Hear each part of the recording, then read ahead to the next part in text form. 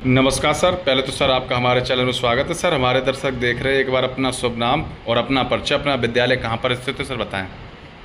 नमस्कार सर, मेरा नाम शैलेंद्र सिंह है और हमारे विद्यालय का नाम है RS education academy junior high school, village Khidarpur, Kisni, Mainpuri. ये इटावा बेवर रोड पर स्थित है, खिदरपुर गांव में, किसनी ब्लॉक में। सर अपने विद्यालय में कुल कितनी स्ट्रेंथ है सर?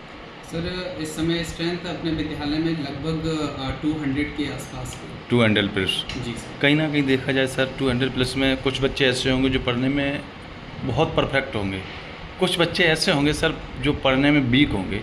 जो सर पढ़ने में वीक बच्चे होंगे उनको अपने यहाँ अपने विद्यालय में कैसे परफेक्ट बनाया जाता है? सबसे ज़्यादा गार्जियंस के दिमाग में यही सवाल चलता है, कैसे सर बनाया जाता है? देखिए सर, जो बच्चे पढ़ने में कमज़ोर हैं उन बच्चों को पहली बात तो हम एक्स्ट्रा क्लास देते हैं और मैं अपने टीचरों से बोलता हूँ कि पहले बच्चे का देखिए बेस पकड़िए कि बच्चा कहाँ तक क्या जानता है, उससे आगे उसे सिखाना स्टार्ट कीजिए।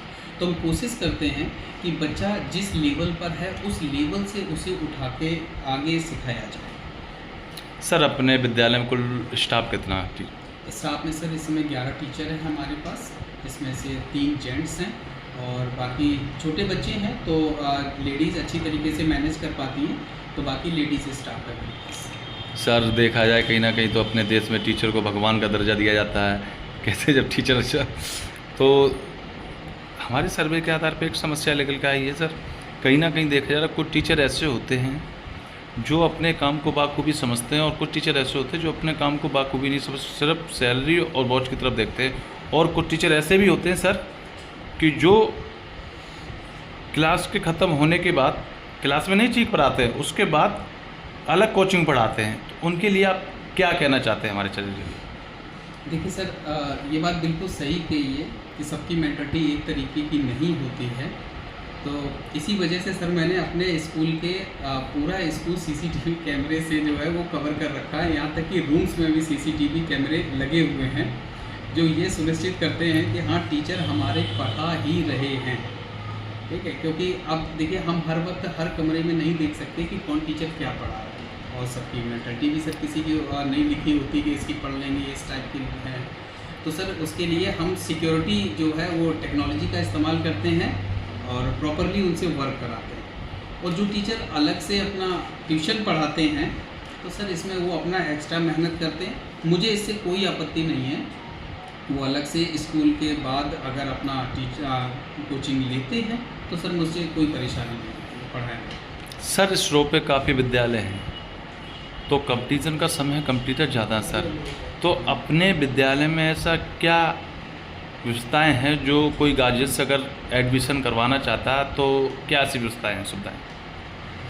देखिए सर, ये बात बिल्कुल सही है कि कंपटीशन है, लेकिन सर आप अपनी मेहनत पे भरोसा कीजिए, दिखावे पे मत जाइए, मेहनत कीजिए। और तो मेरे विद्यालय में सर सबसे अच्छी बात तो कि हमने इंफ्रास्ट्रक्चर बहुत अच्छा बना रखा है, वेल मेंटेन कर रखा है। एजुकेशन लेवल हाई है मेरे यहाँ और सभी विद्यालयों से हम अच्छी पढ़ाई कराते हैं। बच्चों पर किसी भी लेवल पे बच्चा हो उस पर ध्यान देते हैं, चाहे कमज़ोर बच्चा हो चाहे होशियार बच्चा हो, तो उन सभी बच्चों को जो है उनके हिसाब से भी जिस लेवल पर हैं उस लेवल से आगे उन्हें पढ़ाना स्टार्ट किया जाता है।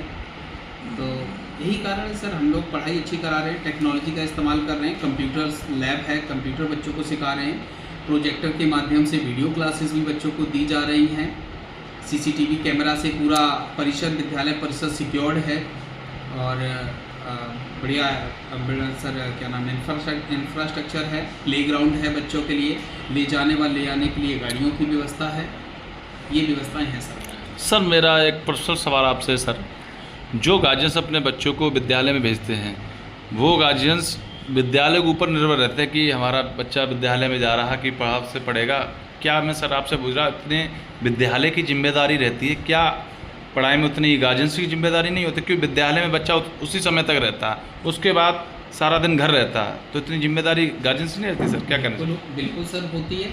जितनी विद्यालय की जिम्मेदारी होती है उतनी ही बच्चों के गार्जियंस की जिम्मेदारी होती है।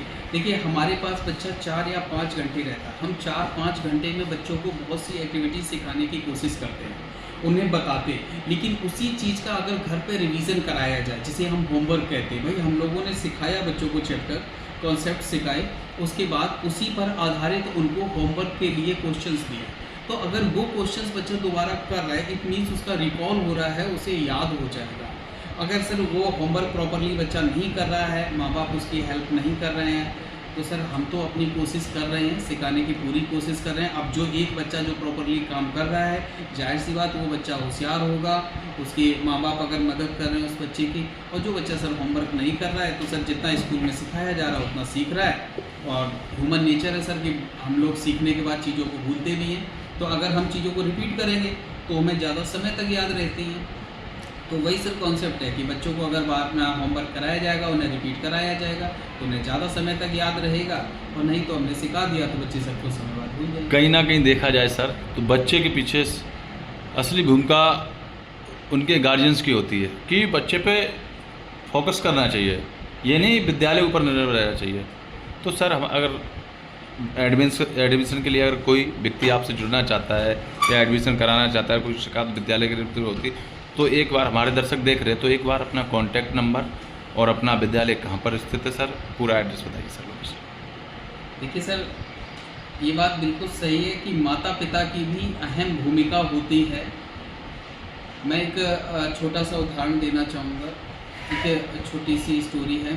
खुद मेरे रिलेटिव हैं भाई साहब, तो उनकी सर कभी ये कंडीशन थी कि खुद की फ़ीस जमा करने के लिए उनके पास पैसा नहीं, अपनी पढ़ाई कंप्लीट की थी, बाद में उनकी रेलवे में सर्विस लग गई। उसके बाद उन्होंने अपने बच्चों को इतनी अच्छी परवरिश की कि उनका सबसे बड़ा बच्चा इस समय न्यूरो फिजिशियन साइकेट्रिस्ट है। दूसरा जो लड़का था वो सर अभी उसने यूपीएससी में हाल ही में यूपीएससी क्रैक किया, 287 रैंक है और आईएएस बनने जा रहे हैं। और एक बच्ची थी जो पंजाब नेशनल बैंक में जॉब कर रही है, और खुद भाई साहब चीफ विजिलेंस इंस्पेक्टर है। तो सर इसमें माँ बाप की भूमिका अहम होती है कि बच्चा अच्छा बनेगा या खराब बनेगा। तो सर अगर आप लोग मेरे विद्यालय में बच्चों का एडमिशन कराना चाहते हैं तो विद्यालय का नाम RS education academy junior high school है। मैं विद्यालय का प्रबंधक, मेरा नाम शैलेंद्र सिंह है। हमारा मोबाइल नंबर 8755849108 है। सर एक बार अगेन रिपीट कर दीजिए मोबाइल नंबर जी, पूरा एड्रेस और मोबाइल नंबर। हाँ sir, RS education academy junior high school, Khidarpur, Kisni, Mainpuri. Mobile number 8755849108।